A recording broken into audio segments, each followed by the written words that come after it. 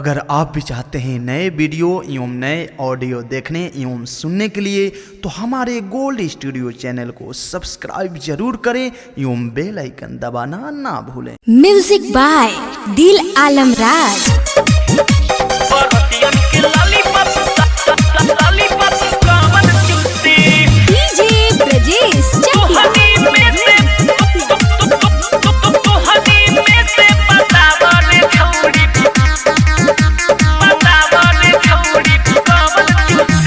नीचे ऊपर आधा लौकता ढेर, चोली के चीज तोरे छौकता ढेर।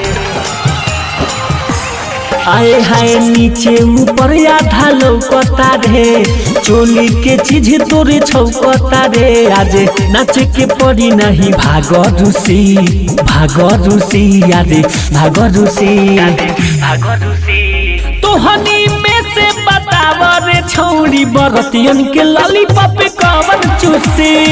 तोहनी में से बताव रे छौड़ी सदियतियन के लॉलीपॉप कवन चूसी। अरे बोला। Mix by IDS recording studio Sarisba 50। DJ Brajesh चकिया।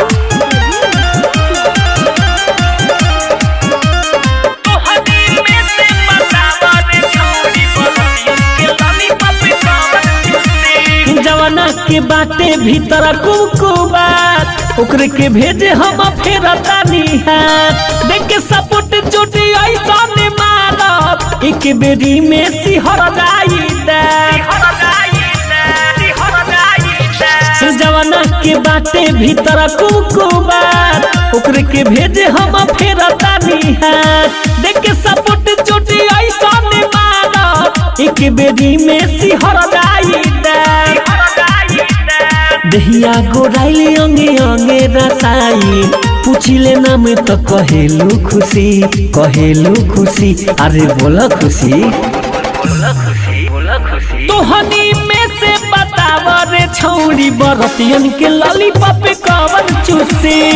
तोहनी में से बताव रे छौड़ी सदियतियन के लॉलीपॉप कवन चूसी। अरे बोला।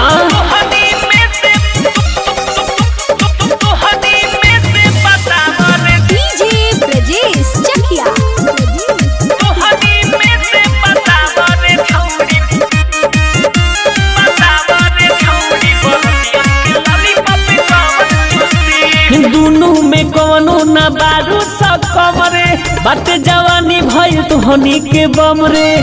विशाले भटिया जू कदिया लबत रे, यूसुफ दिलालम नहीं छोड़ी कौनो गत रे। दुनू में कवनो न बारू सकम रे, बाटे जवानी भइल तोहनी के बम रे।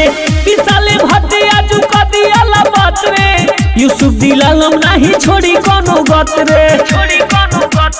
उम साहबाजी आजू खोल दी है राज, राउटी में पहिले चल घुसी। आदे चल घुसी। तोहनी में से बताव रे छौड़ी बरतियन के लॉलीपॉप कवन चूसी। तोहनी में से बताव रे छौड़ी सदियतियन के लॉलीपॉप कवन चूसी। नीचे ऊपर आधा लौकता ढेर, चोली के चीज तोरे छौकता ढेर। आज नाच के पड़ी नहीं भाग रूसी, अरे भाग रूसी। तोहनी में से बताव रे छौड़ी बरतियन के लॉलीपॉप कवन चूसी। तोहनी में से बताव रे छौड़ी सदियतियन के लॉलीपॉप कवन चूसी। अरे बोला। IDS recording studio Sarisba 50।